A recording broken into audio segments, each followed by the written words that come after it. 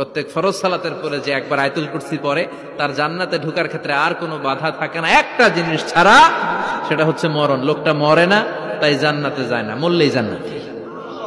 আল্লাহু আকবার।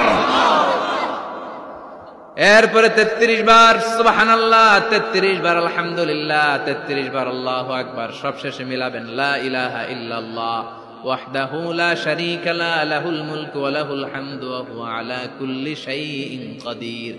এরপরে পড়তেন আল্লাহুম্মা আনতাস সালাম ওয়া মিনকাস সালাম তাবারাকতা ইয়া যাল জালালি ওয়াল ইকরাম।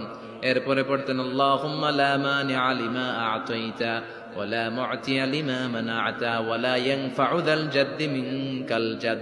এরপরে পড়তেন আল্লাহুম্মা ইন্না নাসআলুকাল হুদা ওয়াত তুকা ওয়াল আফাফা ওয়াল গিনা। এরপরে পড়তেন আল্লাহুম্মা আ'ইন্না আলা যিকরিকা ওয়া শুকরিকা ওয়া হুসনি ইবাদাতিক। সুবহানাল্লাহ পড়ে।